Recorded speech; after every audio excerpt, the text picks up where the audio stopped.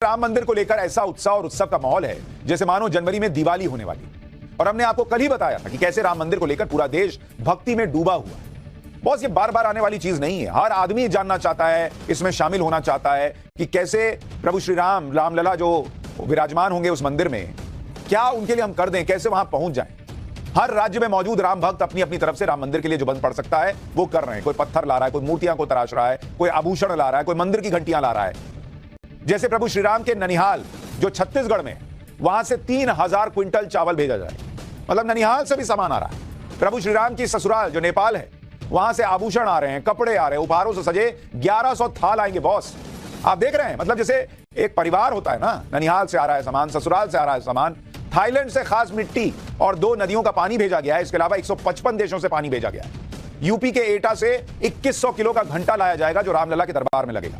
इसे बनाने की लागत 25 लाख रुपए आई है और 400 कारीगर इसे बनाने में जुटे हुए हैं। राम मंदिर में पूजा के लिए वडोदरा से 108 फीट लंबी अगरबत्ती लाई जा रही है। सूरत के हीरा कारोबारी ने 5000 से ज्यादा अमेरिकी हीरे और 2 किलो चांदी लगाकर अनोखा हार बनाया है। यह राम मंदिर की थीम पर बना है और हीरा कारोबारी इसे राम मंदिर ट्रस्ट को उपहार देना चाहते हैं। वहीं हैदराबाद में भगवान की चरण पादुकाएं तैयार हो रही हैं और यह लिस्ट इतनी लंबी है कि बताते बताते पूरा दिन निकल जाएगा। बॉस, कहने का मतलब यह है कि पूरे देश में राम भक्त इसी में व्यस्त है इस वक्त कि वो राम मंदिर के लिए क्या कर दें, क्या भेंट लेकर चले जाएं, या भगवान के प्रति कैसे अपनी आस्था दिखा सकते हैं। जय जय श्री राम के नारे लग रहे हैं देश भर में और इन भक्तों को इस बात से कोई फर्क नहीं पड़ता कि उन्हें राम मंदिर की प्राण प्रतिष्ठा का न्योता आएगा या नहीं आएगा। वो 22 तारीख को जाएंगे या 23 को जाएंगे, 24 को जाएंगे, भक्त को फर्क नहीं पड़ रहा। भाई, राम जी मंदिर में पहुंच रहे हैं टेंट से निकलकर, उनके लिए ये इंपॉर्टेंट है।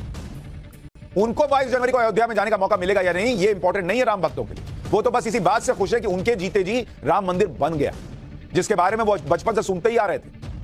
और जिस तरह की यहां पर अपीजमेंट पॉलिटिक्स चल रही थी, धर्म विशेष के लिए लोग कलेजा निकाल देते थे वोट के लिए, लोगों ने उम्मीद छोड़ दी थी कि कभी राम मंदिर बनेगा भी। वो तो नरेंद्र मोदी आए और उसके बाद ये हो पा रहा है। लेकिन वही इस देश में कुछ लोग ऐसे भी हैं जिनके पास राम मंदिर की प्राण प्रतिष्ठा में आने का न्योता है, बाकायदा कार्ड है बॉस कि आइए आपको बुला रहे हैं। उन्हें सम्मान के साथ बुलाया जा रहा है, उनके पास इस ऐतिहासिक मौके का साक्षी बनने का मौका है। लेकिन वही पुरानी दिक्कत कि नरेंद्र मोदी के प्रति इतनी नफरत है उनके मन में कि वो इसके आगे कुछ देख ही नहीं सकते। और इस तरह का व्यवहार है जैसे लगता है कि प्रभु श्री राम नहीं आ रहे हैं, नरेंद्र मोदी के राम आ रहे हैं। आपने तो खुद ही ऐसी हरकतें कर दी हैं जिससे लोग ये मान रहे हैं कि भैया ये देश के 100 करोड़ हिंदुओं और मोदी के राम है और विपक्ष के राम नहीं। और ये इसलिए कह रहा हूं, आप खुद देखिए कि क्या स्थिति बनी है। पहले विपक्ष की पार्टियां इस बात को लेकर विवाद खड़ा करने की कोशिश कर रही थी कि राम तो सबके हैं, इसलिए राम मंदिर की प्राण प्रतिष्ठा में सबको बुलाना चाहिए। जब न्योता चला गया तो विपक्ष में शामिल लेफ्ट पार्टियों ने इसमें शामिल होने से साफ इनकार कर दिया। सीपीएम के नेता सीताराम येचुरी ने न्योता ठुकराने का ठीकरा भी नरेंद्र मोदी पे फोड़ दिया। उन्होंने कहा कि जिस तरह से राम मंदिर से जुड़े आयोजन का राजनीतिकरण हुआ है वो सही नहीं। संविधान के तहत भारत में शासन का कोई धार्मिक जुड़ाव नहीं होना चाहिए। अरे बॉस, अब राम मंदिर बन रहा है तो कोई धार्मिक जुड़ाव नहीं होना चाहिए, लेकिन संसाधनों पर पहला हक जो है वो इस देश में मुसलमानों का कहने वक्त तब धार्मिक जुड़ाव नहीं दिखता था, तब अपीजमेंट पॉलिटिक्स इन लोगों को नहीं दिखती थी। अब राम मंदिर बन रहा है तो कैसे भैया उसमें धर्म का जुड़ाव हो गया। जब सीताराम येचुरी से इंडी गठबंधन की बाकी पार्टियों के बारे में पूछा गया तो उन्होंने कहा कि बाकियों का तो पता नहीं, लेकिन वो नहीं जाएंगे। सीपीएम नेता वृंदा करात ने भी राम मंदिर की प्राण प्रतिष्ठा से जुड़े आयोजन में शामिल होने से इनकार कर दिया और बीजेपी पर राम के नाम पर राजनीति करने का आरोप लगाया। सुनिए एक बात। नहीं, हमारी पार्टी की तरफ से कोई नहीं जाएंगे। इनविटेशन जरूर मिला है और हम जो हमारे साथी बिलीवर्स हैं उनकी जो बिलीव्स है उसकी हम पूरी रिस्पेक्ट करते हैं, पूरे रिस्पेक्ट के साथ। लेकिन हम समझते हैं कि इस प्रकार की पॉलिटिसाइजेशन एक धार्मिक इवेंट की वो सही नहीं है और हम नहीं जा रहे। ये जाएंगे भी कैसे? लेफ्ट की आइडियोलॉजी जहां से निकली है वो लोग तो धर्म को अफीम बताते हैं, तो इनको तो दिक्कत धर्म से ऑलरेडी है। लेकिन अब ये कह रहे हैं कि अरे पॉलिटिसाइज किया जा रहा है, राजनीतिकरण हो रहा है। अच्छा बॉस, राम मंदिर बन गया, करोड़ों हिंदू यहां रहते हैं। जब ये लोग कह रहे थे बाबरी मस्जिद नहीं टूटना चाहिए, तब जो है पॉलिटिसाइज नहीं कर रहे थे मामले को। जब ये लोग कहते हैं, कई नेता इस देश में कहते हैं, इनका पर्टिकुलरली नहीं कर रहा हूं, जब ये लोग कहते हैं कि भाई काशी में जो है वहां मंदिर कभी था ही नहीं और वर्शिप एक्ट याद दिलाते हैं, तब पॉलिटिक्स नहीं आती है इन लोगों को याद। सीपीएम नेता सीताराम येचुरी राम मंदिर का न्योता ठुकराने वाले विपक्ष के पहले बड़े नेता बन गए। सीताराम येचुरी का बयान आने के बाद मंदिर आंदोलन से जुड़ी रही विश्व हिंदू परिषद ने उन पर तंज भी कसा। बीएचपी के नेता विनोद बंसल ने ट्वीट किया और कहा कि खबरें हैं कि जिनका नाम सीताराम नहीं जाएंगे अयोध्या के धाम। नाम में ही सीताराम है लेकिन राम के कार्यक्रम में नहीं जा रहे हैं। राजनीतिक विरोध तो समझा जाता है, किंतु अपने नाम से इतनी घृणा किसी को हो वो तो कम्युनिस्ट ही हो सकता है। द्वेष राम से है या स्वयं के नाम से है, बताना तो बनता है। यानी अब ये लेफ्ट पार्टियों से पूछा गया, उधर सनातन धर्म और हिंदू धर्म के प्रति आस्था को लेकर इंडी गठबंधन का कंफ्यूजन डीएमके पार्टी को चलाने वाले परिवार के अंदर भी दिखता है। एक तरफ तमिलनाडु के मुख्यमंत्री के बेटे उदयनिधि स्टालिन सनातन धर्म को मिटाने की बात कर रहा है, जबकि उनका परिवार मंदिरों में माथा टेकता है।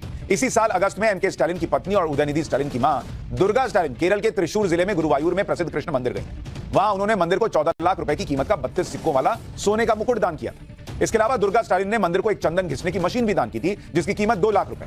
दुर्गा स्टालिन कई बार इस मंदिर में आ चुकी है, लेकिन बेटा कुछ और ही कर रहा है। उधर राम मंदिर के निमंत्रण को ठुकराने पर लेफ्ट के नेताओं की खूब खिंचाई हो रही है। बीजेपी ने भी पलटवार किया है। केंद्रीय मंत्री मीनाक्षी लेखी ने कहा कि जिन्हें भगवान राम ने बुलाया है वही आएंगे, भगवान भी नहीं चाहते कि ऐसे लोग आए।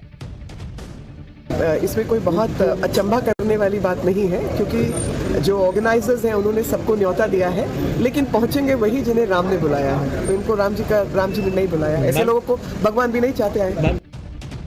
तो बीजेपी कह रही है कि भगवान ही नहीं चाहते कि ये लोग आए, इसलिए इस तरह की बातें ये लोग कर रहे हैं। इंडी गठबंधन में लेफ्ट ने तो अपना स्टैंड क्लियर कर दिया, लेकिन राम मंदिर पर कांग्रेस का कंफ्यूजन अभी भी बना हुआ है, क्योंकि कांग्रेस के नेताओं को न्योता तो मिला है, लेकिन कांग्रेस ने ना तो अभी तक राम मंदिर के उद्घाटन पर आने के लिए हामी भरी है, ना ही इससे इनकार किया है।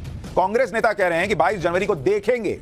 इसका सीधा मतलब यह है कि कांग्रेस पार्टी अभी तक तय नहीं कर पा रही कि करना क्या है, क्योंकि अगर क्लैरिटी होती तो लेफ्ट के नेताओं की तरह या तो कह देते कि जाएंगे या नहीं जाएंगे।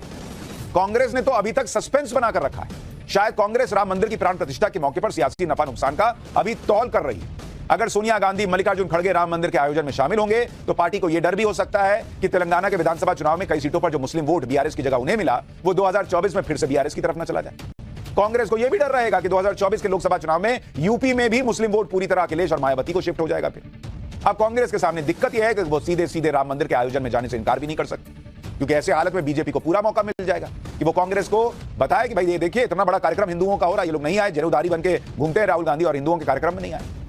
लोकसभा चुनाव भी सिर पर है। एमपी, राजस्थान और छत्तीसगढ़ में कांग्रेस सॉफ्ट हिंदुत्व की छवि के साथ उतरी थी, इसलिए अब कांग्रेस मुश्किल में जाए तो नुकसान, न जाए तो नुकसान। हालांकि यूपी कांग्रेस के अध्यक्ष अजय राय ने क्लियर कर दिया है कि उन्हें न्योता मिलेगा तो वो तो जरूर जाएंगे।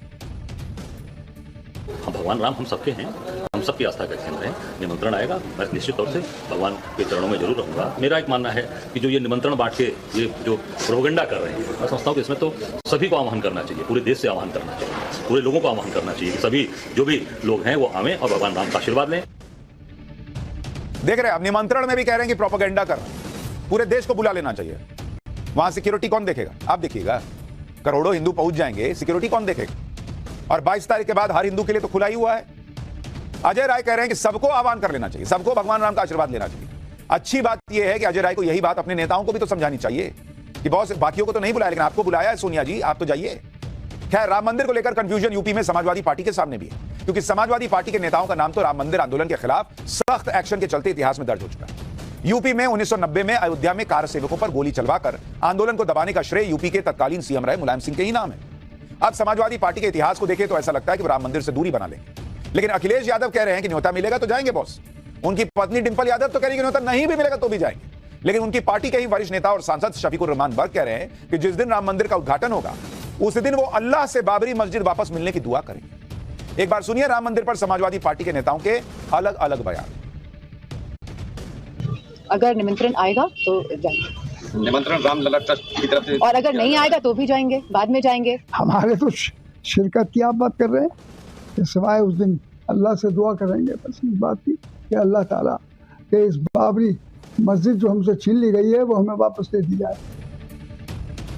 अब मंदिर बन रहा है, अब कहां बाबरी मस्जिद वापस आएंगे, लेकिन दुआ कर रहा हूं जो जमीन दी गई है वहां बन रहा है ना भाई मस्जिद। इधर अखिलेश यादव प्लानिंग कर रहे हैं कि राम मंदिर का न्योता आए तो जाएं। उधर उनके नेता स्वामी प्रसाद मौर्य फिर से हिंदू धर्म पर विवादित बयान दे रहे हैं। स्वामी प्रसाद मौर्य ने अब हिंदू धर्म को धोखा बता दिया, लेकिन वहीं डिंपल यादव कह रही हैं कि सबको अपने दिल में राम जी के स्वभाव को अपनाना चाहिए। यानी समाजवादी पार्टी में राम मंदिर और हिंदू धर्म को लेकर ही अलग अलग सुर सुनाई दे रहे हैं। मतलब गजब कंफ्यूज पार्टी है बॉस। एक आदमी रामचरितमानस को गाली दे रहा है, दूसरी तरफ कह रहे हैं हम तो जाएंगे राम जी के कार्यक्रम में जाएंगे। भयंकर कंफ्यूजन वाली पार्टी है। देखिए आपको, अगर स्वामी प्रसाद मौर्य कह देते हैं हिंदू धर्म नहीं है बल्कि एक धोखा है, और जिसे हम हिंदू धर्म कहते हैं वो कुछ लोगों के लिए धंधा है।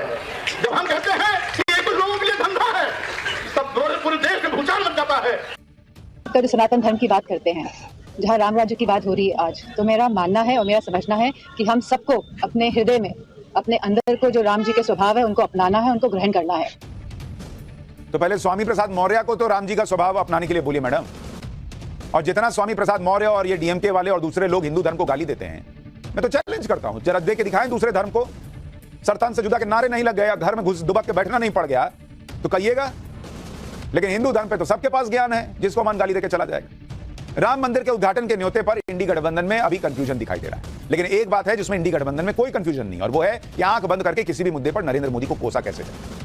जैसे राम मंदिर के मुद्दे पर लेफ्ट पार्टियां भले ही राम मंदिर से दूरी बना रही, लेकिन इसमें भी उन्होंने नरेंद्र मोदी को कोसने का मौका तलाश लिया। लेफ्ट के नेता खुद तो राम मंदिर की प्राण प्रतिष्ठा में नहीं जा रहे, उन्हें इस बात से भी दिक्कत है कि नरेंद्र मोदी क्यों जा रहे हैं। अरे बॉस, अपना जाना कि नहीं जाना देखो ना, नरेंद्र मोदी क्यों जा रहे हैं इस पे दिक्कत है। इनका तर्क है कि नरेंद्र मोदी तो देश के प्रधानमंत्री हैं और भारत के संविधान के मुताबिक शासन का धर्म से कोई कनेक्शन नहीं होता। भारत तो एक सेक्युलर देश है, वहां किसी प्रधानमंत्री को धार्मिक आयोजन में शामिल नहीं होना चाहिए। तो बस तोड़ ना लो इंडी गठबंधन। ये नीतीश कुमार जो इफ्तारी पार्टी में जाते थे, लालू जी इफ्तारी पार्टी में जाते थे, तोड़ो उनसे गठबंधन। ममता बनर्जी जाती है वहां, उनसे अभी लेफ्ट वहां पे कहेगा कि हम बंगाल में सीट मिलकर लड़ेंगे, तोड़ो ममता बनर्जी से गठबंधन। ये राहुल गांधी जब जाते हैं जनुधारी बन के, उनको बोलो कि नहीं नहीं हम नहीं रह सकते ऐसे लोगों के साथ। अब ये बात तो सही है कि भारत एक सेक्युलर देश है, लेकिन संविधान में यह कहीं नहीं लिखा कि प्रधानमंत्री किसी धार्मिक आयोजन में शामिल नहीं हो सकता।